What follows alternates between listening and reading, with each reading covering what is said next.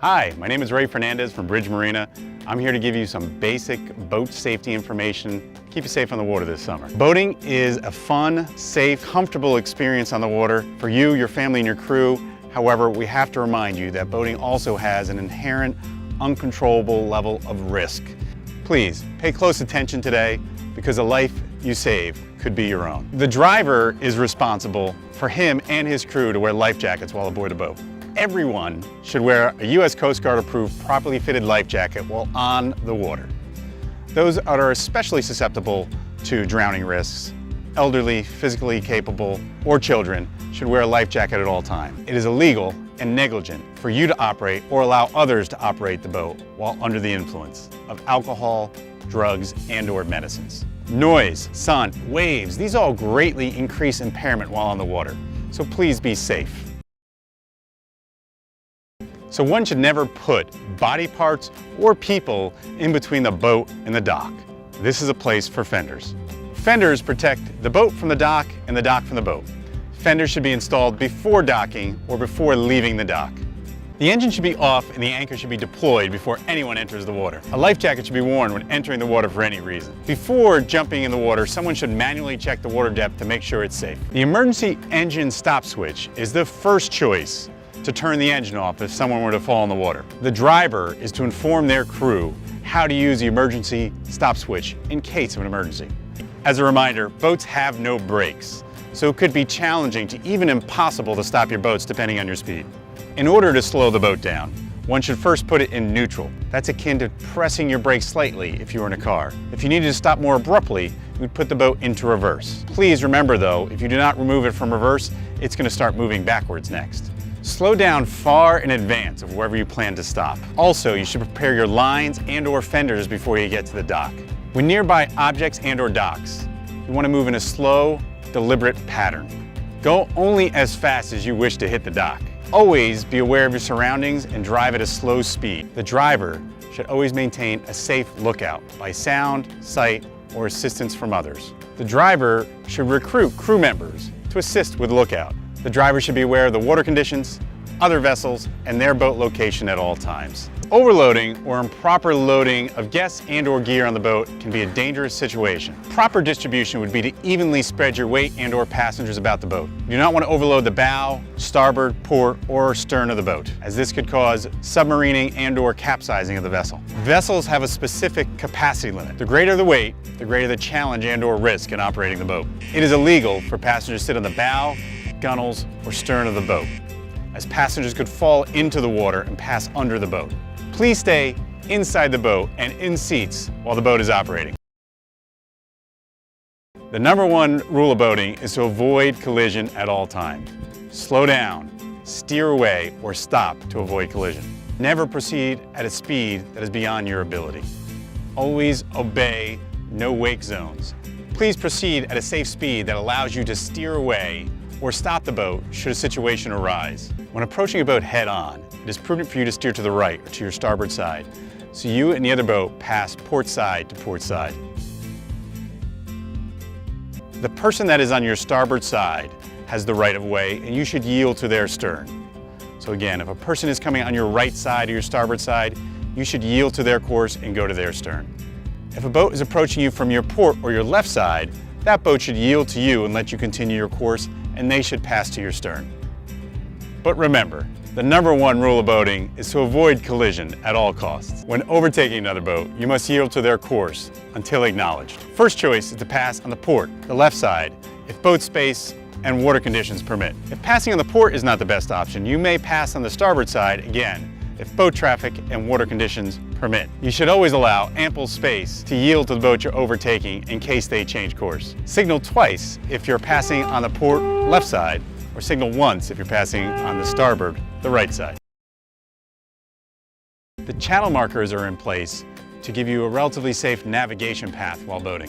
The driver should always be aware and review his chart and the channel markers before navigating. As you navigate, you should be aware of your course and location at all times. The driver should stay as far to the right as is safe, practical, and possible when navigating through a channel. There are two colored markers. One is green and one is red. They mark the outermost parts of the channel. When heading inland or with the sea at my back, I want the red on the right as I'm returning to land. If I were to reverse this and be heading towards sea with land behind me, I'd want my green on my right and my red on my left. So remember, red right returning. While you're on the water, you will come across information buoys. These are here to give you information about the waterway. A popular one may be a no-wake buoy. This is a white buoy with a circle on it, and this would indicate to drive at a no-wake speed. You will also come across hazard buoys. These typically have a diamond on them. Another type may be a restricted area buoy.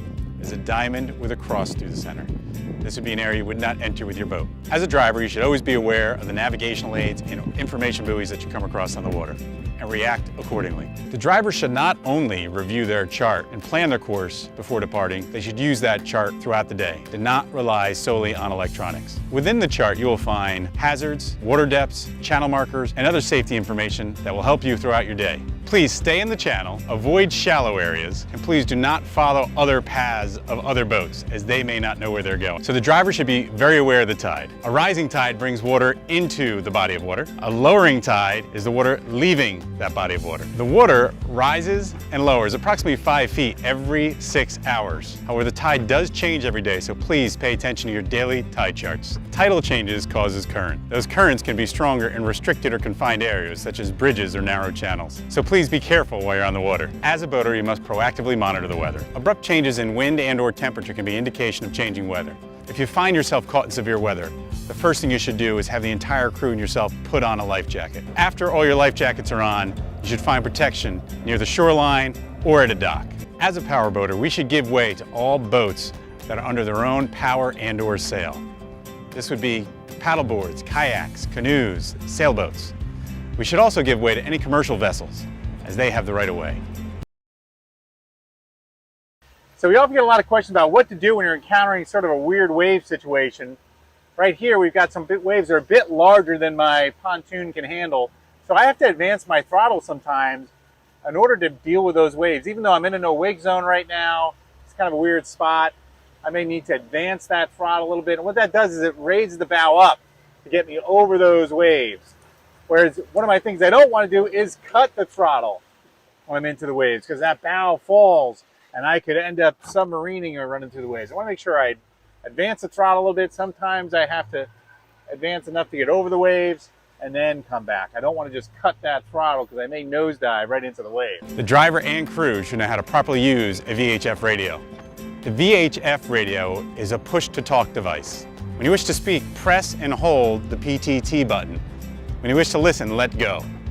The radio can be used to make emergency calls on channels 9 and 16. Those emergency calls can be pan-pan, CTO, or mayday. A pan-pan call is a non-life-threatening emergency. A mayday call is a life-threatening emergency. A CTO call is for mechanical breakdowns or stranding. You can also use your cell phone to call for emergency services or information. You can dial 911 for emergency services. You can also call the Marine Police or CTO. You may also reach out to Bridge Marina for any general information, questions, or issues you may have. In case of emergency, and if you need to use your visual distress signal, break out your visual distress signal, rotate the top to the right or clockwise, and hold at the highest point of your boat so other boaters can see you. You may also wish to unfurl your visual distress flag and wave it in an area that other boaters can see you. In the event of a fire, locate your fire extinguisher, remove its safety pin, point and shoot it at the base of the fire until the fire is extinguished. In order to start your boat, please make sure there's no one in the water swimming. The engine should be trimmed down and in the water. The boat should be in neutral gear. Your emergency safety switch must be installed. Put your key into your ignition, turn it to the right past accessory. Once it starts, let go of the key. Your engine is started. So your boat has a multitude of gauges on it. You have a speedometer, which tells you how fast you're going. You'll have a tachometer, which tells you engine speed. You have a fuel gauge, which tells you the level of fuel you have in your boat. You may also have a trim gauge, which tells you the angle of the engine position. You may have a GPS chart plotter, which is going to tell you where you are on the water, as well as your depth. We do wish to remind boaters to not rely solely on your electronics. Please use your chart and maintain a constant lookout.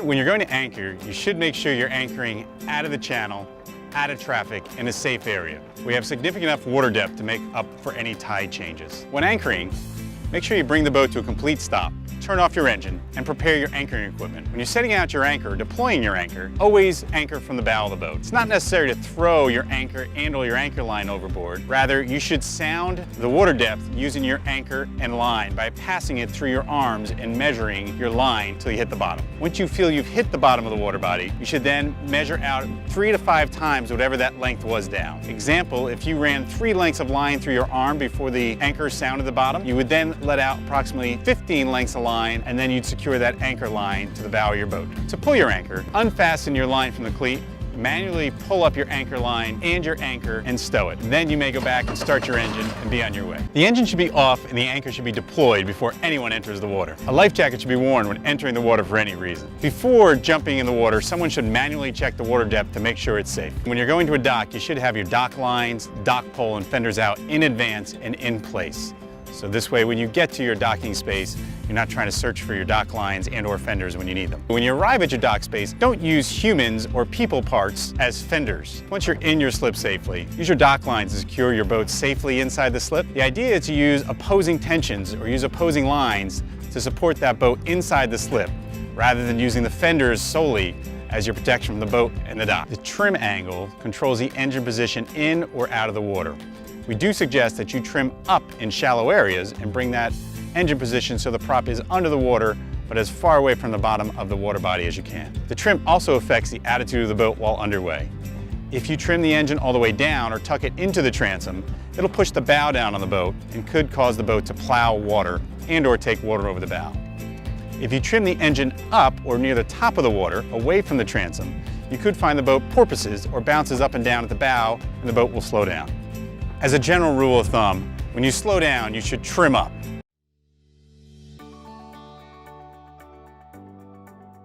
I understand not to tow anything or anyone from the rental boat. I will not allow any unauthorized operators. I will not use the vessel at night. I will return the rental boat promptly as scheduled in my agreement. I will always use prudent, best, and safest judgment before proceeding. I understand it is my responsibility, not the rental company, that I adequately understand and am trained in operation and handling of this boat, including navigation rules, buoys, aids, knowing where to go and how to return safely, as well as all aspects of my boat use. I understand I'm responsible to enforce use of life jackets and ensure the boat is safe for use and ensure all safety equipment is on board and in proper condition.